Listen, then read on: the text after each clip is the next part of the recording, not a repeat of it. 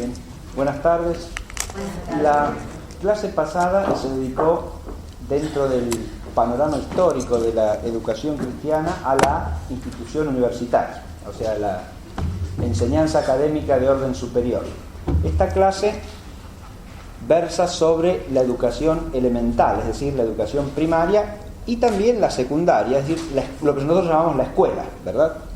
Y de esto nos va a hablar la profesora Alicia Calice. Cuando se distribuyeron los temas, yo pensé que era óptimo que lo diese una persona que hubiese sido maestra, y este es el caso de la profesora Calice, que además de ser maestra es profesora y ha sido profesora durante muchos años en esta casa.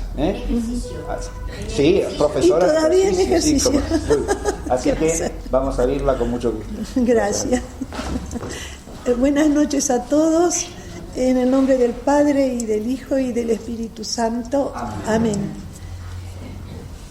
Vamos a tomar tres autores siglo XVI, XVII y XVIII de la escuela elemental.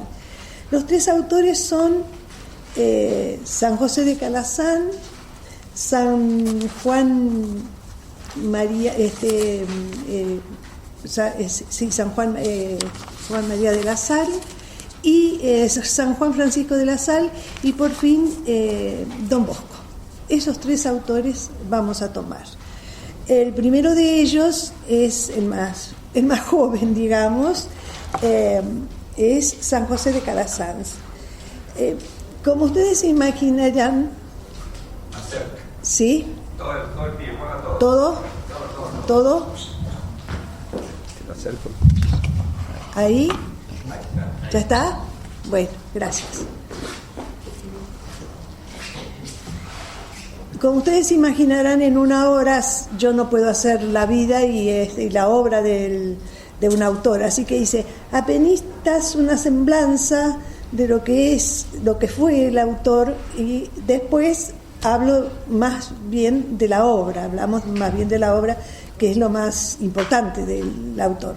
Bueno, nuestro San José de Calazán nació en España, en lo que hoy es la ciudad de Huesca, la provincia de Huesca, en los primeros días de 1557, y murió en Roma el 25 de agosto de 1648. Él era lo que se llamó infanzón en ese momento, lo que significaba los hidalgos de Castilla, era el mismo rango. Pero en realidad, cuando en este momento en que aparece él en la vida de su familia, ya no tenían ellos ni bienes, y el padre era un hombre que tenía que trabajar mucho. San José de Calazán no fue un científico, pero sí fue un hombre muy docto y muy erudito. Tenía una personalidad muy fuerte y una voluntad también muy férrea, de vitalidad de carácter, que hacía que todos los que lo conocían lo admiraran y lo quisieran. Tuvo otra virtud importante: nunca se sujetó a nada ni a nadie que él no creyera que fuera lo que él se había planteado y que no quería que se tocara. Pero por supuesto era un hombre muy prudente, así que sabía lo que hacía. Este muchachito, a los 9 años, entra, muchachito digo yo porque ahí dejo la semblanza. Lo que sí sé que él no debe haber conocido fue contemporáneo de Santa Teresa de Jesús, y fue contemporáneo, por lo tanto, de San Juan, pero no parecen haberse tratados, aunque él recomendaba el libro de ella, Camino de Perfección, de manera que conocerse conocían. Bien, a los 9 años él entra como pupilo en el convento de los Trinitarios, donde desde pequeñito se destaca lo destacan los demás, por dos virtudes: ¿Ahora sí se oye? Ponétela más a la boca. Más en dirección a la boca. Adelantalo para vos, más. Querida mía, Ahí a la boca. ¿ahora sí? Bueno, entonces Hablale a él. No le hablo a ustedes, le hablo a él. Está bien, muy bien, me parece muy bien.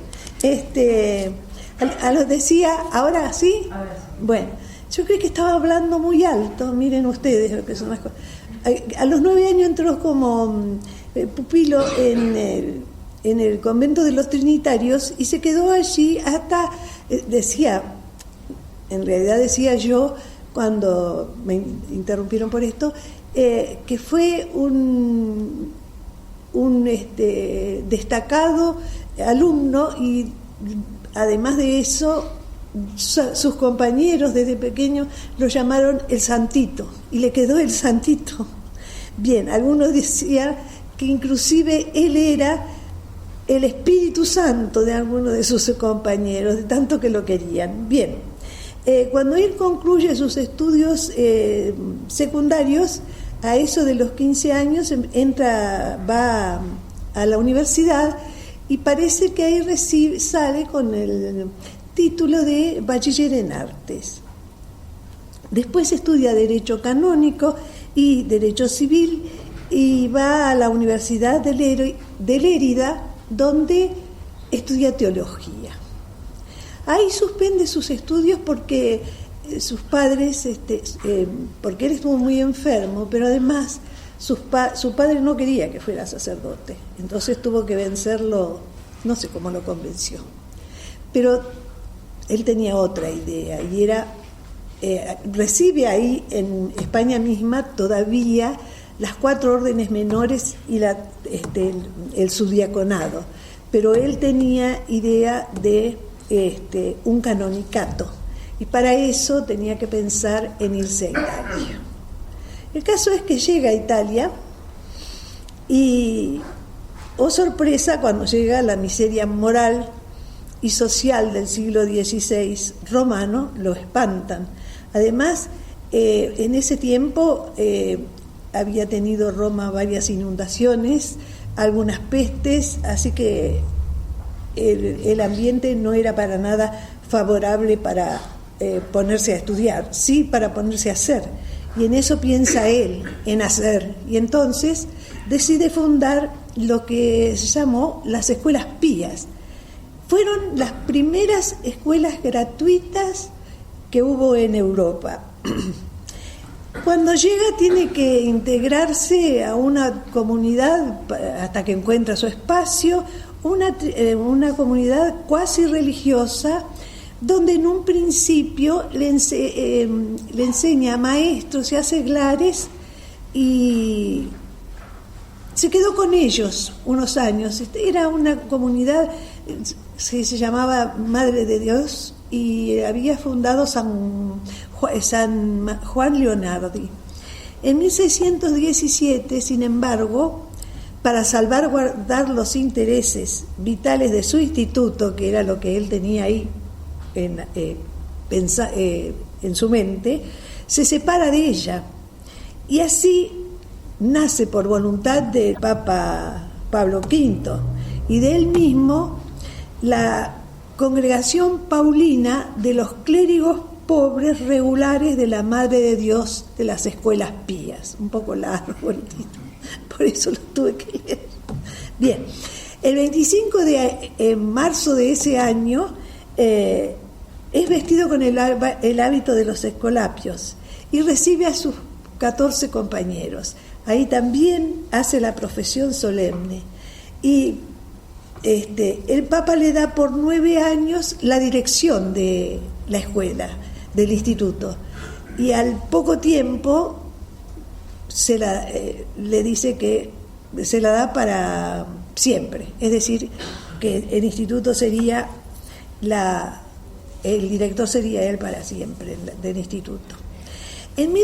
Miren cómo trabaja él. En 1616 se le confía al gobierno, de la orden, y ya había un colegio en Frascati, otro en Liguria, Nápoles, Toscana, Sicilia, Cerdeña, Bohemia, Moravia y Lituania y Polonia.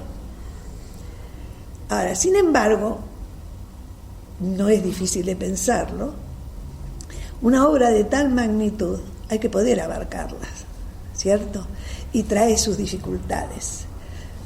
Y las dificultades de adentro de la obra, y también, que lo vamos a ver también cuando veamos a San Juan Bosco y cuando veamos a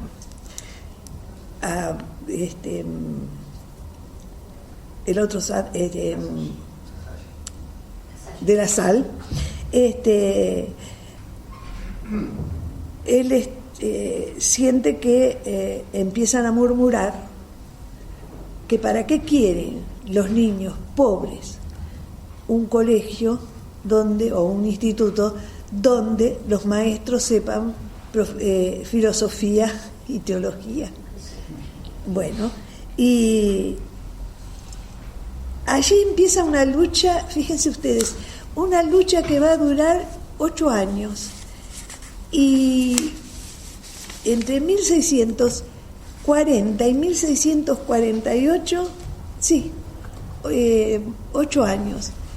Es una lucha continua por los que quieren que termine él con que no ponga estudios superiores, y él que quiere ponerlos. En 1646 el Papa, que era en ese momento Inocencio X,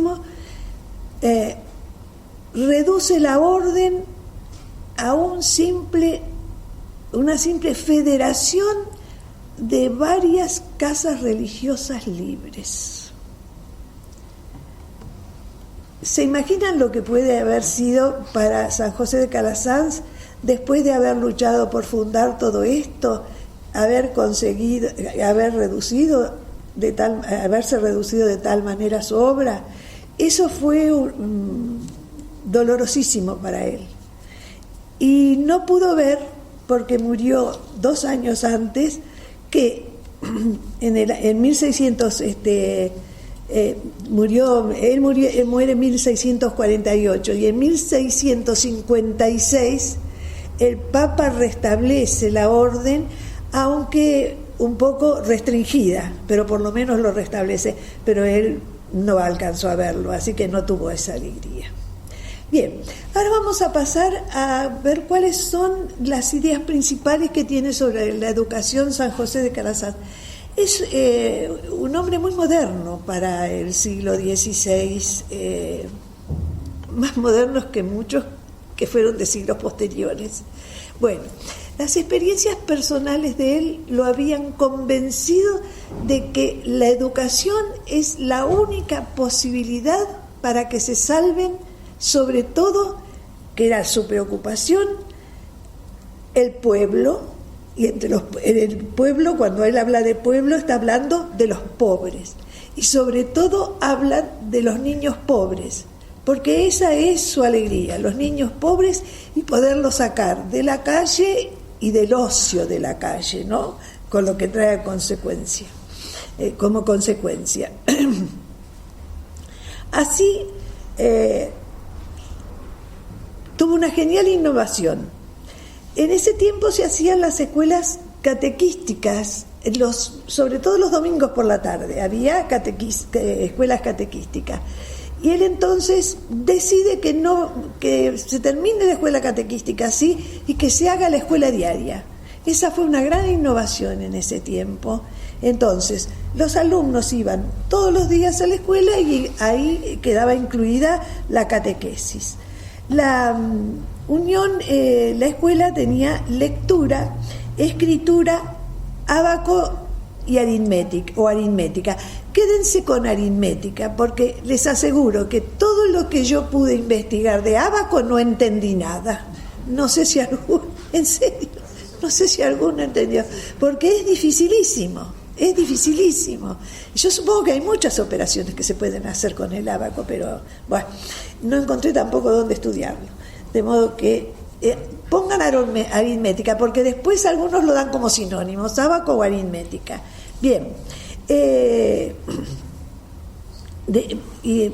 entonces agrega que debía comenzarse, fíjense ustedes, cuando los educandos fueran los más pequeños posibles, para evitar lo que fuese una contaminación con las malas costumbres, que haría más difícil sacarlos de ellos. Otros dirán, no hay que empezar tan temprano, porque ahí también toman todos sus vicios y malas costumbres y después cuesta desarraigarlos. Así que según quien lo mire, está la verdad, no sé. Bueno, su deseo es que los niños sean formados. Siempre hablamos de los niños pobres.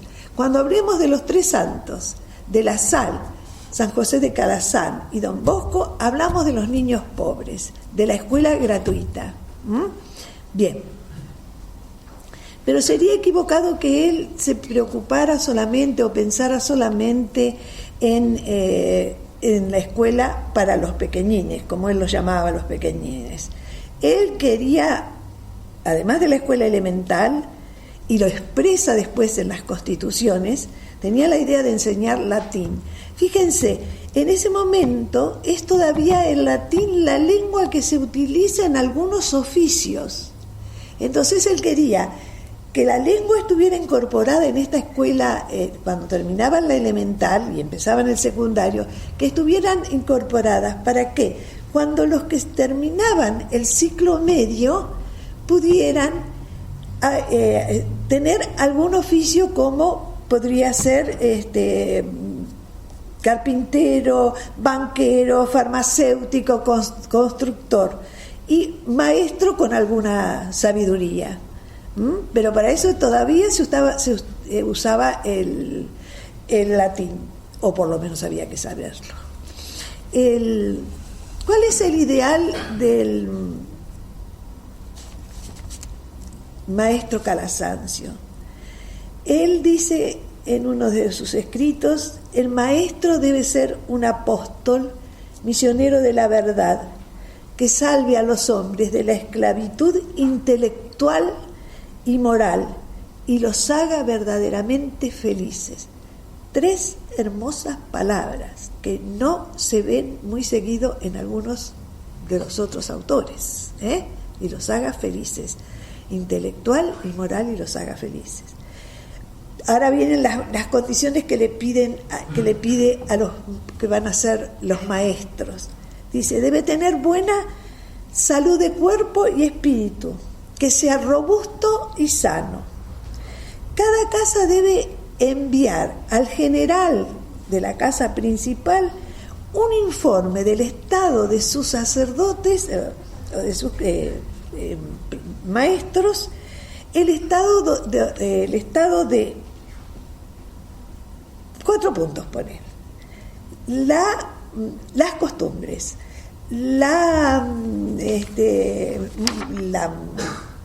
digamos así, el talento y la salud.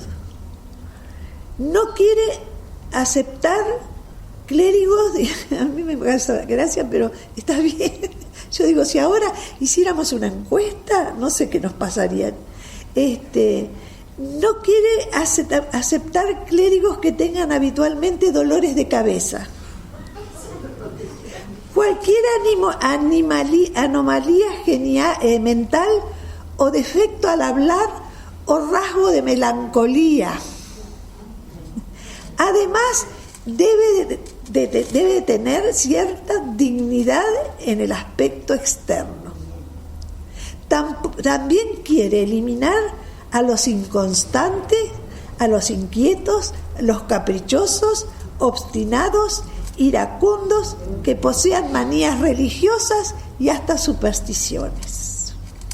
Me parece que son bastantes condiciones las que pide, ¿no? Bien. Después habla del amor a Dios y el amor al prójimo. Él, cuando habla del amor al prójimo, siempre está ahí, uno lo ve que está mirando a los niños, ¿no es cierto? Entonces, cuando habla del amor a Dios y el amor al prójimo, está hablando de sus pequeñines, como decía él. Bueno, dice, la primera virtud que debe tener el educador debe ser el amor a Dios, que se cristaliza luego en el amor a los niños, y en la caridad pedagógica. El mismo Calasás rebosa de ese amor a los niños y dice estar dispuesto a la muerte antes que dejar la empresa que tiene pensada. Y quiere que también sus educadores lleguen a ser heroicos en el puro amor a Dios. Este amor además debe reverberar en los prójimos y así facilitar las fatigas a los otros. Por eso tiene una máxima que es, me parece bien justa, las obras son indicios de amor, que no las compuestas palabras.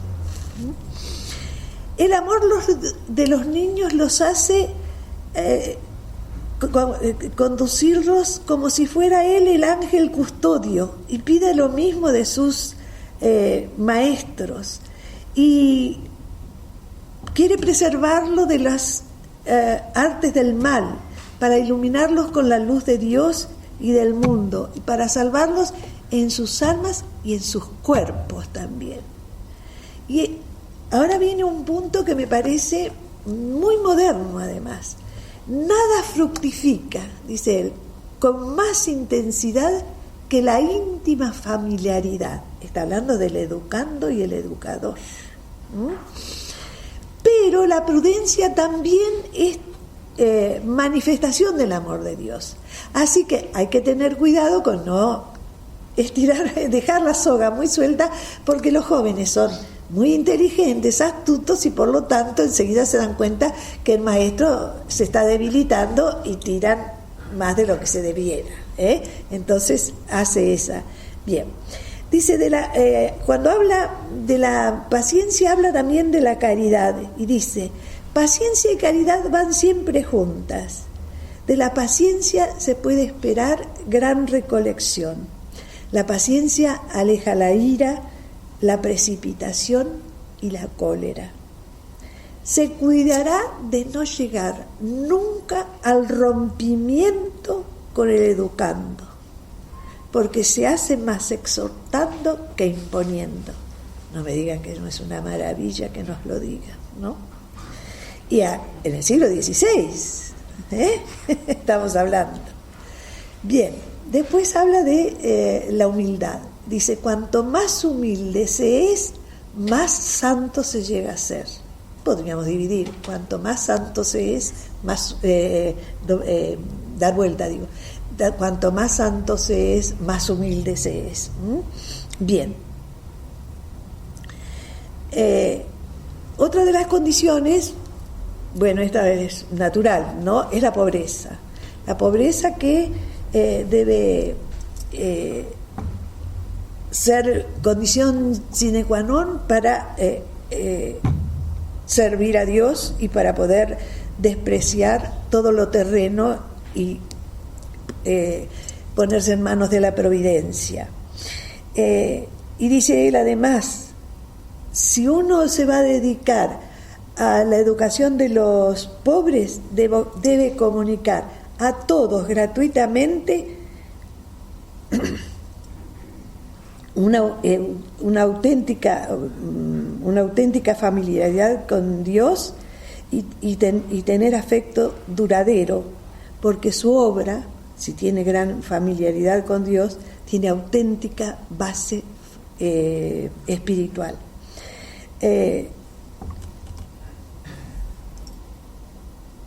Después habla de la castidad. Bueno, casi es obvio. Si un maestro va a pedir castidad a sus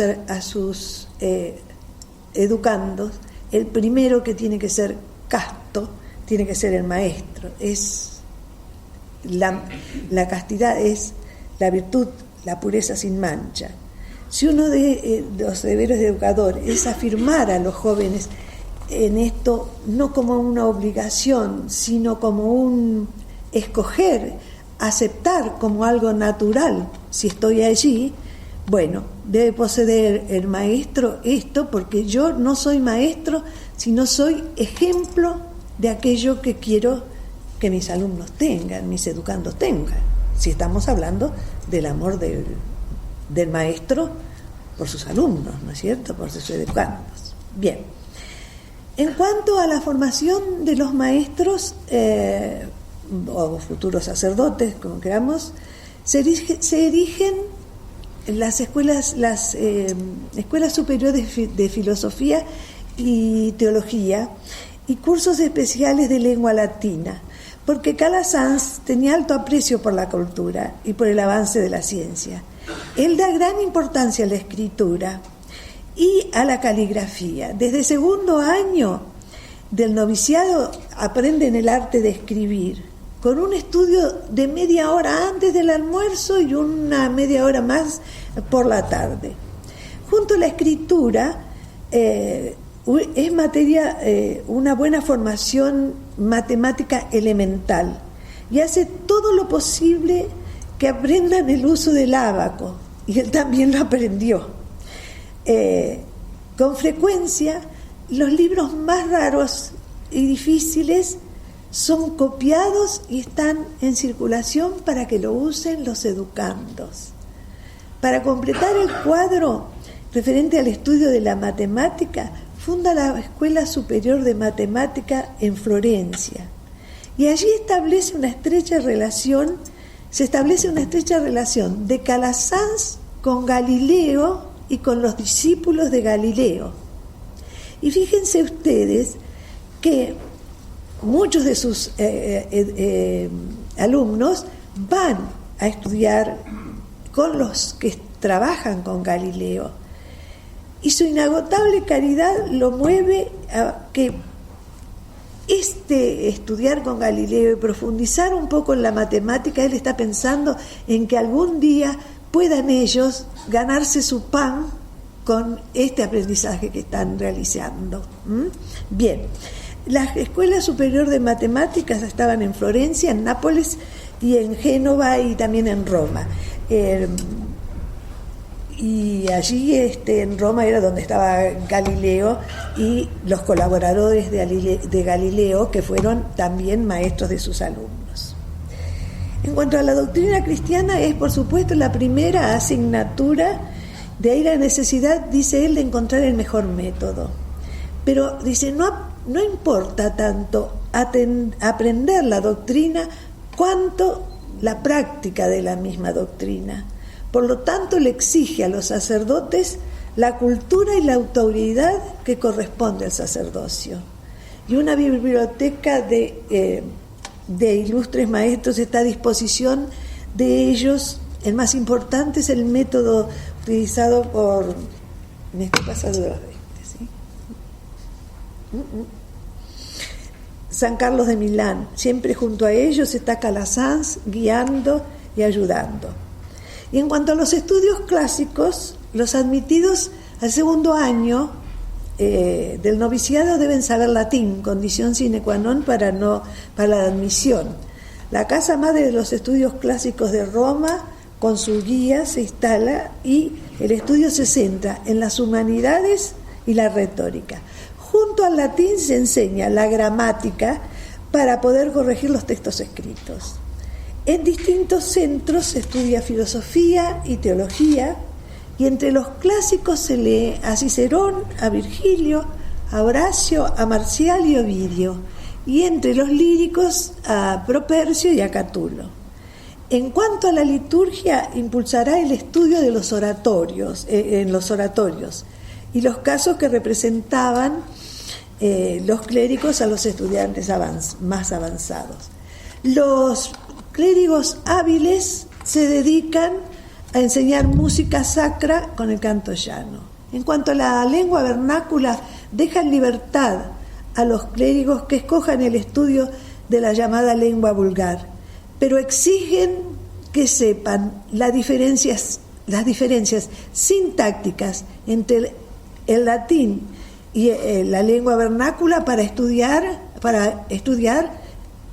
mejor la una y la otra. Muy buena medida. Y por último, nos queda poquito. El método, ustedes saben que en ese tiempo había mucho chico en la calle, muchos chicos que no podía aprender, mucha miseria. Europa estaban siempre los reinos peleándose unos con otros. Todo es siempre el poder, pero bueno, los pobres son quienes más lo sufren. El método preventivo y la emulación son dos temas que aparecen en todos los autores. ¿Cómo hacía? Y el tema del castigo, ¿no es cierto? Bueno, entonces él hace las clases de lectura, escritura y ábaco, están divididas en dos secciones contrarias, con sus respectivos decuriones. Los decuriones son, como en el Imperio Romano, 10 soldados con uno que es el que lleva a todos los otros. Bueno, esos eran. Bueno, entonces estos los dividen en decuriones para hacer las competencias. El vencedor de una disputa en una competición de lectura era declarado emperador por una semana. Y durante esa semana, miren qué hermoso, tenía el privilegio de darle de hacer que le perdonen a un compañero alguna mala nota o alguna penitencia que tenía. Bien, también entre los diligentes alguno había que podía conseguir un punto de honor para sí mismo. En la competencia de gramática, la parte vencedora era premiada con rosarios, estampas y con alguna amnistía para compañeros más pequeños. No es difícil imaginar lo humano que aparece siempre, que son el enojo, las rivalidades entre los mismos profesores, porque ¿quién no defiende a sus alumnos?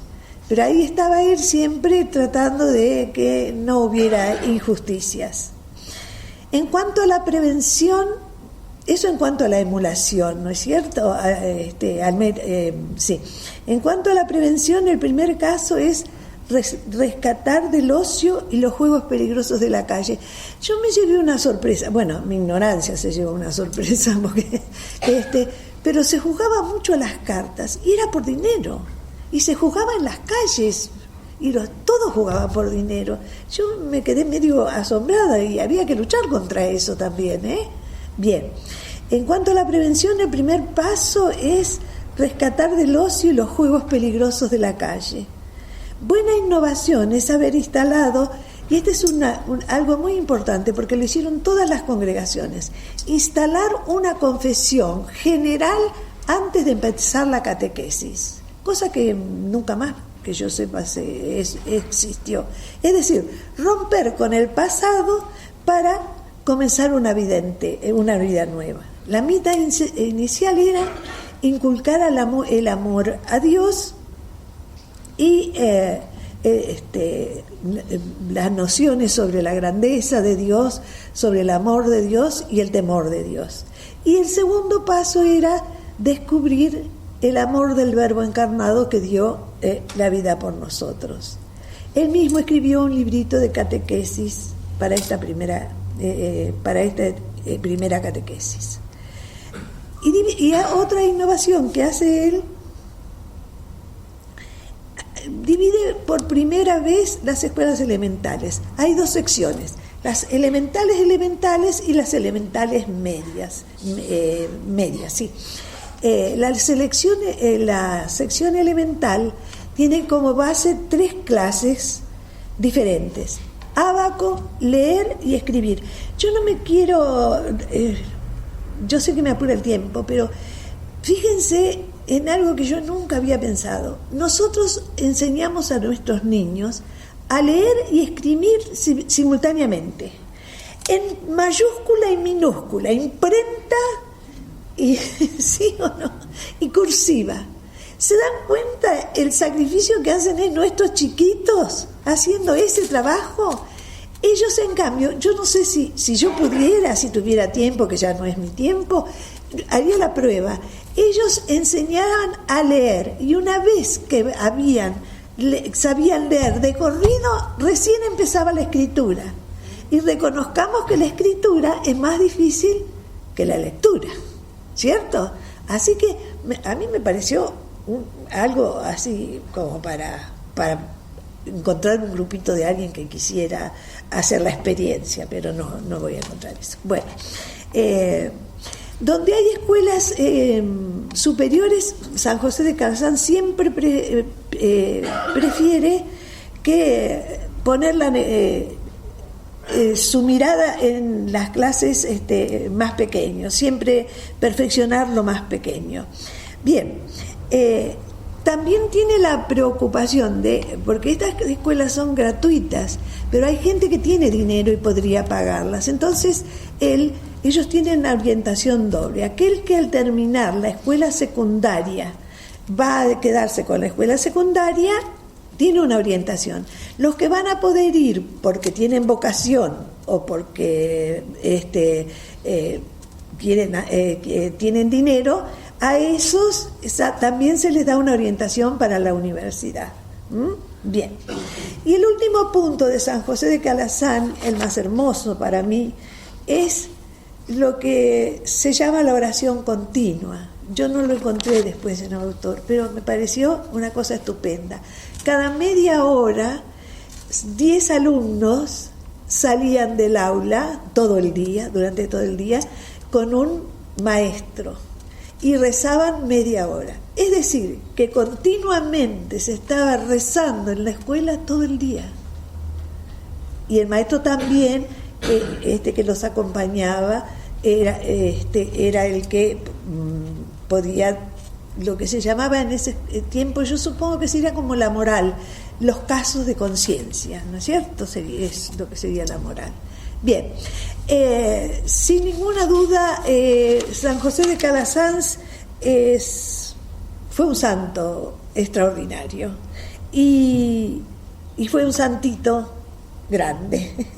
Lo llamaban así sus amigos, y hay quien dice, muchos dicen, que fue tal vez el santo más importante de su siglo. Pasamos ahora a otro santo, que es San Juan Francisco de la Sal, mejor dicho. Bien, acá entramos no en una vida tan alegre. Él era de familia acomodada, tenía una gran inteligencia positiva, equilibrada, clara y altamente analítico. Y era perspicaz y práctico, poco artista e imaginativo, apasionado, pero dueño de sí mismo y alejado de reacciones impulsivas. Sin embargo, tenía modales sencillos, voz fuerte, clara, y tenía un exterior alegre, sereno, modesto y devoto. Era paternal con los niños y aún con los educandos más grandes. Esa paternidad o ese sentimiento paternal que tenía hacía que algunas veces su lógica tan rígida cediera un poco. Bien.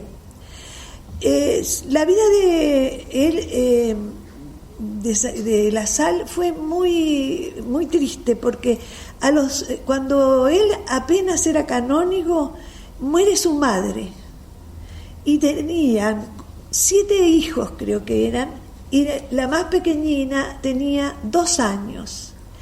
Él es el más grande de los hermanos, el primogénito. Por lo tanto, se tiene que hacer cargo, porque a los 2 años siguientes muere su papá. Tiene que hacerse cargo de la tutoría de todos sus hermanos. Imagínense ustedes, recién tenía la canonjía, ahora tiene que tomar la tutoría. Es un trabajo enorme para un hombre absolutamente responsable y alguien que había dicho: yo quiero solo a Dios, nada más que Dios y solo Dios. Entonces fue muy duro para él. De todos modos, lo hizo pobre a la perfección, ¿no es cierto? Además nunca gozó de buena salud. Tenía artritis la artritis lo hacía quedar a veces en cama durante días enteros. Tuvo asma, uremia, es decir, y esto desde joven. De manera que tuvo bastante con qué luchar en nuestro pobre santo. Bien, él nació en Reims el 20 de abril de 1651 y muere en Lyon el 7 de abril de 1719. Él no aportó gran novedad en teología dogmática, por lo que pudiera decir que no enriqueció el acervo dogmático, pero no era esa su intención ni su vocación. Hay un texto que yo voy a leer ahora, que me pareció que la respuesta la daba La Salle muy bien, de Royo Marín en su libro La vida religiosa. Dice él: si la simple posesión de la fe es muy común entre cristianos, el espíritu de fe es muy raro entre los religiosos. Si no tuviéramos fe, nada haríamos en orden a nuestra santificación. Pero si tuviéramos fe viva, ¿haríamos tan poco como hacemos? Buena pregunta. De La Salle explica 2 siglos antes, ¿no es cierto? El espíritu de fe regula y conduce todo por máximas y sentimientos de fe, sacados de la Sagrada Escritura. Es cierta participación del Espíritu de Dios que mora en nosotros, que nos lleva a hacer todo con la mirada puesta en Dios. La consecuencia es, si este espíritu es el centro de la espiritualidad, se juzgan a las personas y a las cosas por su aspecto trascendente. El único objetivo es agradar a Dios. Este espíritu debe animar todas las obras, y los que no lo tienen pueden considerarse a sí mismos como miembros muertos y deben persuadirse de que les será difícil conservarse en gracia de Dios. Este es el espíritu de nuestro instituto, dice de La Salle. En el mismo santo resplandeció esta entrega, este abandono en los brazos de la providencia. Para de La Salle, por más fe viva que tengamos, si no se abrazan las buenas obras, de nada nos servirá. El pensamiento del santo nos resulta a nosotros un poco duro. Bueno, pero de todos modos, lo que más aparece en sus muchos escritos y en su carta es la palabra más común, y la que menos aparece es el demonio o Satanás. Los temas más abundantes, más frecuentes son el abandono a la providencia, la confianza en Dios, la oración, la obediencia y las distintas formas de mortificación. Habla poco del infierno, menciona pocas veces condenarse o condenación, pero según él, la causa primera de la tentación son las malas inclinaciones y las pasiones derivadas de la naturaleza caída. Y la segunda, el mundo. Entonces, nuestras malas inclinaciones, la naturaleza caída, por el pecado original, por supuesto, ¿no es cierto? Y la segunda, el mundo. Esto nos sirve para pensar, para darnos cuenta dónde estaba parado él en cuanto a su pensamiento religioso. Ahora vamos a ver. Bien, la obediencia, siguiendo a sus predecesores, insiste en exceso en la obediencia ciega, pero no hay una cooperación racional en el obedecer. El acto casi parece enteramente pasivo, y el superior se diría que es casi divinizado. A su vez tampoco, dice él, tienen derecho a mandar los superiores, sino porque hablan en nombre de Jesucristo, frase que podría matizar este absolutismo. Hay una nota en el libro que yo consulté de Saturnino Gallego, gracias al profesor Mayer-Ecker, una nota del autor que me parece que es importante. Dice: el agustinismo, llevado a exageraciones, creó en las mentalidades de los siglos XVII y XVIII una visión muy negativa de la naturaleza humana herida por el pecado original. No faltó ni siquiera el jansenismo. La visión de la vida es amarga y rígida. La antropología subyacente a las explicaciones del dogma, la concepción del placer, la huida del mundo, la penitencia, la mortificación, alcanzan tonos marcadamente pesimistas y rigoristas en algunos autores. De la Salle se ve influidos por ellos. Algunos ejemplos. Yo tengo que ser sincera, estos ejemplos no sé de dónde están sacados. Yo los encontré en el libro, pero esto no es lo que, si es lo que dice de la Salle o no. Supongo que será lo que dice. Jesús dice: Job lloraba cada vez que se sentaba a la mesa. Jesucristo se esforzaba para comer como nosotros, alimentos groseros y animales. La Salle decía que para San Bernardo comer era un suplicio. Comer, ahora estas sí son palabras de él, nos pone casi a la altura de las bestias. No sorprenderá, por supuesto, su oposición al carnaval, al juego, al teatro, a los títeres, que eso también era muy de la época, hacer teatro en las plazas y en títere. Es cierto que lo que propone él es lo mismo que él encarnó en su vida. Así que bueno, era lo que él pensaba además. Bien. ¿Por qué funda él el instituto?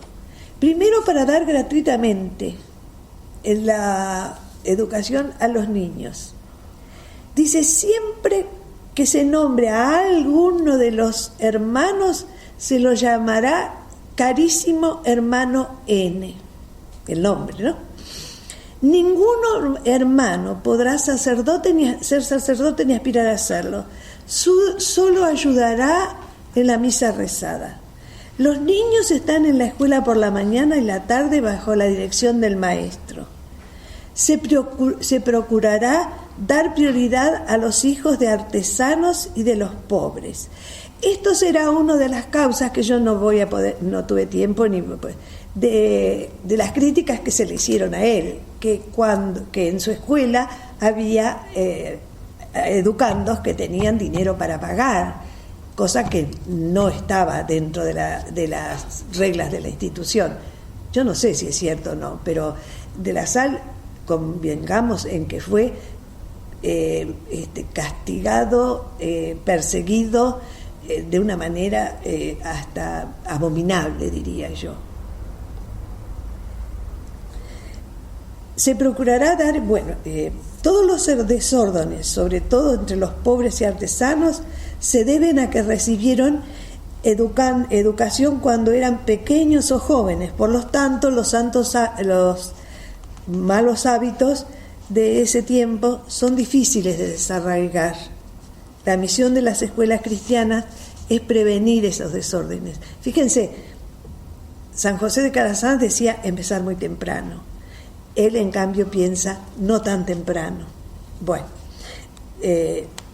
¿cuál será el espíritu del instituto?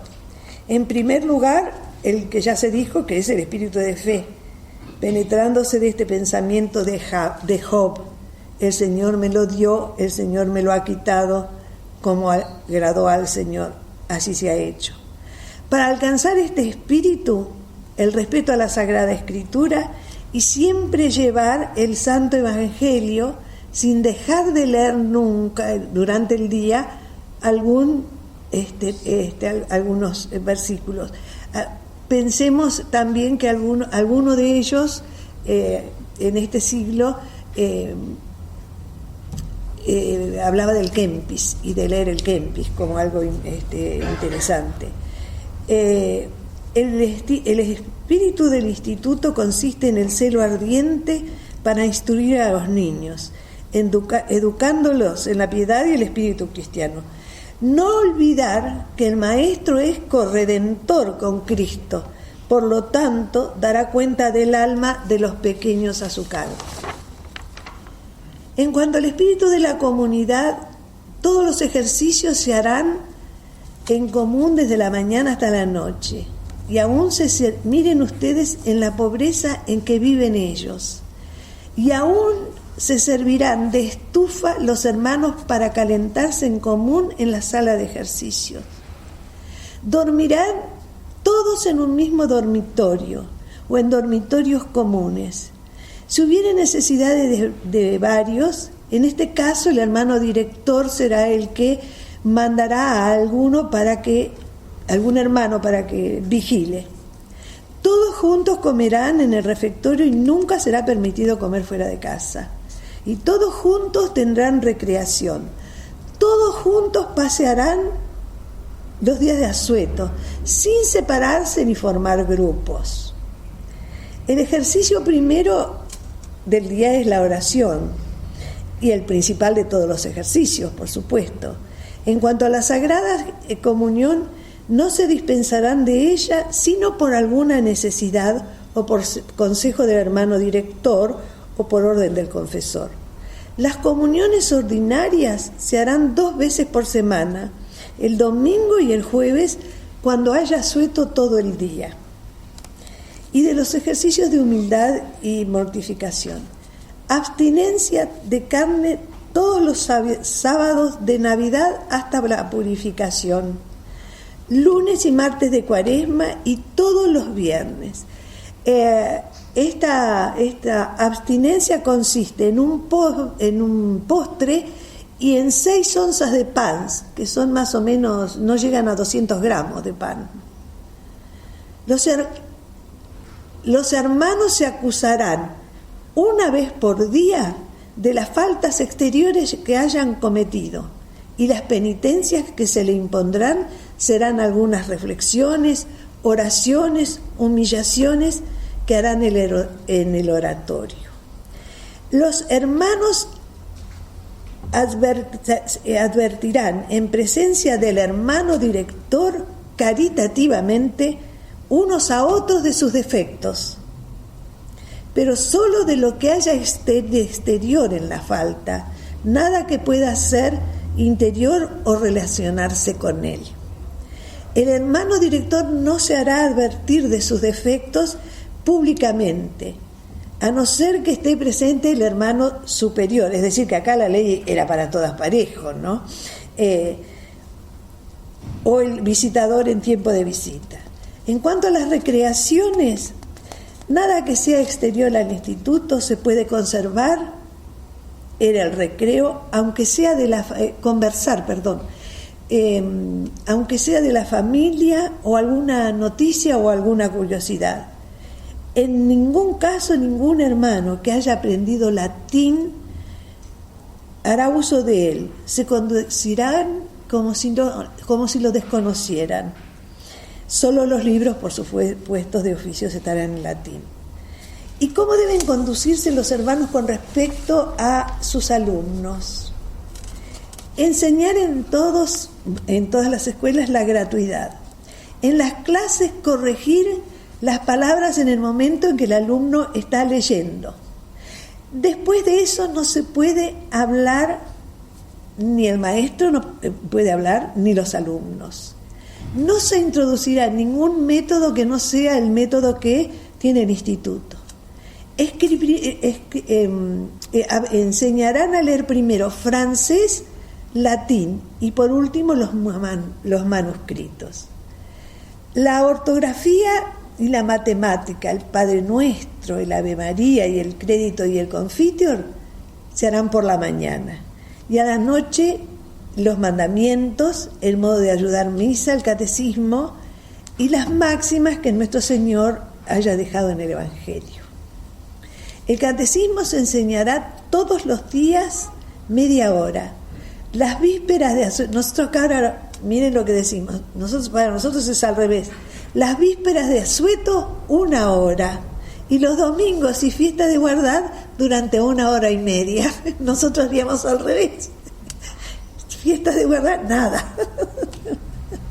Los días de actividad escolar se asistirá a misa en el templo más cercano. No se admitirá ningún alumno que no asista al catecismo. No se recibirá ningún regalo por pequeño que sea, bajo ninguna circunstancia. Todos los alumnos recibirán gratuitamente los útiles escolares y los que pudieran pagarlos se les dará a precio de costo. No se le quitará ningún objeto que posea a ningún niño, solamente se entregarán al director los libros que se consideren inconvenientes, entonces el hermano lo lleva al director para que lo examine. Los hermanos manifestarán a todos sus alumnos el mismo afecto, tanto a pobres como ricos. Los amarán tiernamente sin mostrar predilección ni familiaridad. Con su conducta darán el ejemplo de la modestia y virtudes que deben enseñarles. Cuidarán de no castigar a sus alumnos sino rara vez. Se cuidarán de no darles nunca un calificativo, de no tocar, de no pegar con el puño, ni con la mano, ni con el pie. No pegarán nunca en la cabeza, la cara o la espalda. No le tirarán del cabello, de las orejas, y esto que me causó gracia, ni de la nariz. Bueno, ahora el director manda, ya pasó la hora. Tenemos que dejar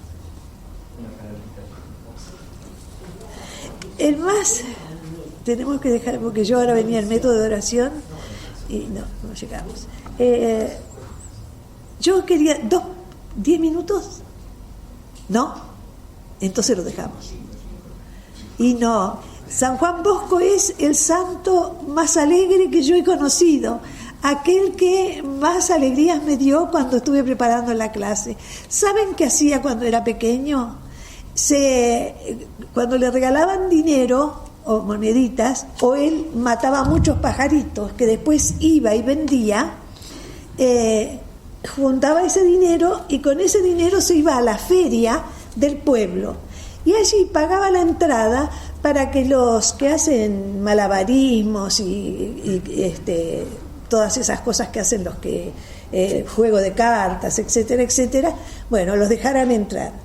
Venía a la casa, porrazo mediante, ensayaba todo y después las fiestas de guardar o los sábados y los domingos se iba al Prado. Y en el Prado del pueblo, ¿qué hacía? Todas estas monerías y saltaba la cuerda, hacía juego de manos, andaba por la cuerda con un pie, con 2 pies, caminaba con las manos y ponía los pies hacia arriba.